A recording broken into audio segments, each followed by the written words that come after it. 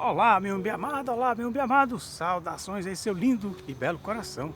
Hoje eu vou falar sobre missão de vida. Você sabe qual é a sua missão? Você já encontrou a sua missão de vida?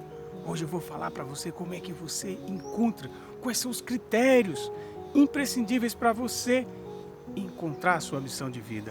Solta a vinheta!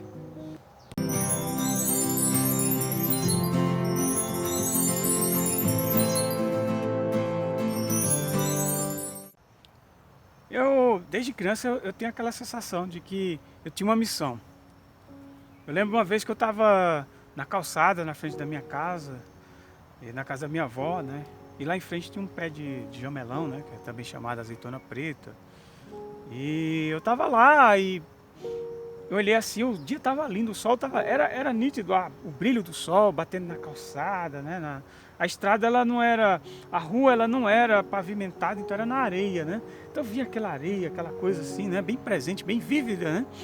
Só que bateu uma coisa assim, uma memória que eu não esqueço nunca, de que coisa linda, essa brincadeira aqui é boa, mas ainda não é a brincadeira real, isso aqui não é real. Eu sei que estão brincando comigo, estão inventando um negócio aí pra mim, mas eu sei que essa ainda não é a real. E minha vida foi uma sucessão de recorrências.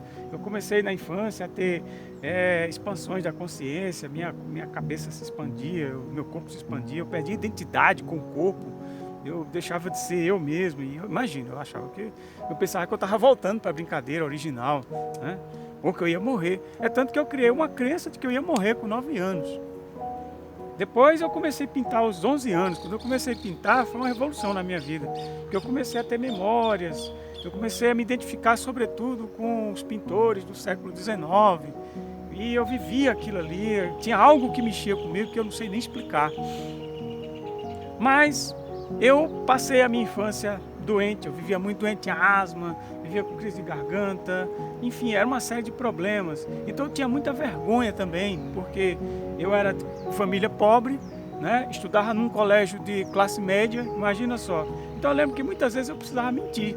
Eu menti muitas vezes, às vezes não queria ir para a escola, inventava uma dor de cabeça, nem sempre colava, mas eu mentia, sabe? E a minha vida era bem pautada nessa coisa de mentir. Eu lembro que uma vez, eu já adulto, né? Uma amiga minha chegou lá em casa, ela chegou assim, era cedo, eu ia para o trabalho, ela sabia que eu estava indo para o trabalho, por algum motivo ela passou lá perto lá de casa e queria me levar lá para o trabalho, né? E aí, só que eu fiquei com vergonha, porque minha casa não estava arrumada, enfim, eu fiquei com vergonha, não sabia como proceder. Algo foi que eu fiz, quando ela começou a chamar, ela chamou, né? Chamou bastante lá, e eu fingi que eu estava dormindo, que eu não ouvi, que eu já tinha saído, enfim. E aí, quando eu vi que ela havia ido embora, depois eu saí, né? Esperei um bom tempo, eu cheguei lá e ela me encontrou. Poxa, Kleber, né? Eu passei lá na tua casa para te buscar, para a gente vir junto para o trabalho e tal, né? Porque eu estava sem carro, inclusive, nesse período. Aí eu cheguei para lá, pois é, que hora você passou? Ah, eu passei, acho que era por volta de umas 7 horas, 7 alguma coisa, não lembro bem o horário.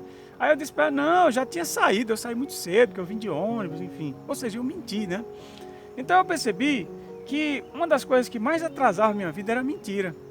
Eu só vim perceber isso depois que eu comecei a fazer bastante trabalho de terapia. Eu comecei a pintar mandalas e aí foi quando veio o método de cura Umbi Healing. Se você quiser saber sobre Umbi Healing, aqui no canal tem vários vídeos sobre Umbi Healing. Eu tenho um site também que fala sobre Umbi Healing. Então assim, é um método de cura quântica. Eu não vou me adentrar aqui para não prolongar. É um assunto longo. Depois de tudo isso que eu vinha produzindo, fazendo meditação, eu ainda percebi que aqui e acolá ainda falava mentira, eu mentia. E mentir para si mesmo é a pior mentira, né? Você sabe disso, né? E você pode mentir para todo mundo, menos para você mesmo, para você mesma. E aí o que acontece? Eu comecei a fazer um testezinho agora, a partir de agora eu vou ficar sem falar mentiras. Eu vou falar tudo que eu senti, assim, né? Então eu criei uma tabelinha. Vale um ponto quando eu falo uma coisa. O que é falar uma coisa verdadeira? Não é nem aumentar nem diminuir. É falar a coisa do jeito que ela é, do jeito que eu estou percebendo. Se eu tô diante de um celular aqui, né, na frente desse celular, eu vou dizer, eu estou na frente de um celular, não vou dizer que eu estou em frente de uma câmera, sofisticada e blá blá blá, né?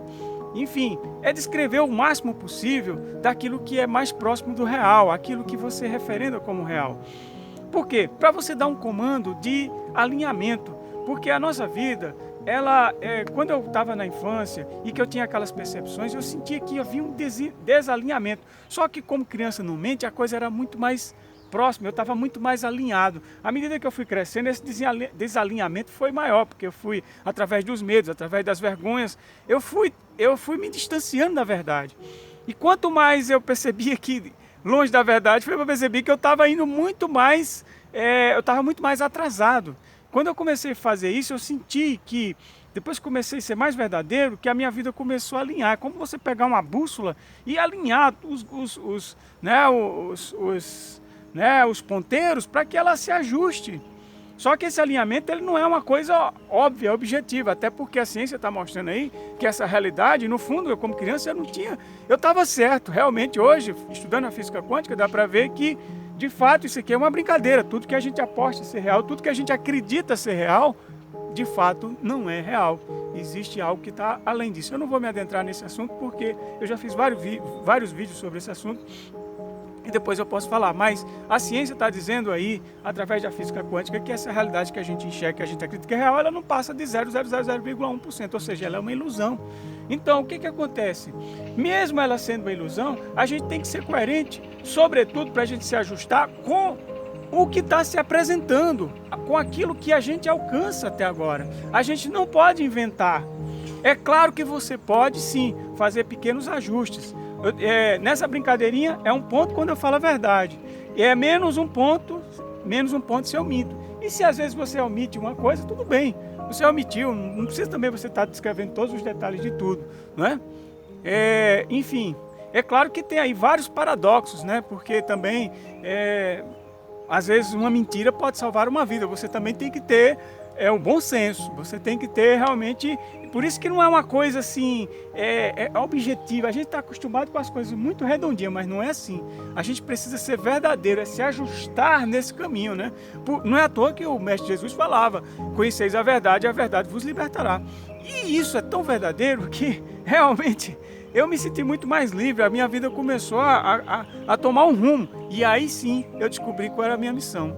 Então eu digo para você, se você quer saber qual é a sua missão de vida, e se porventura você é uma pessoa que ainda por algum motivo não se aceita, por algum motivo você mente, então você não vai conhecer a sua missão. As pessoas que não mentem, com certeza elas já estão ajustadas na sua missão.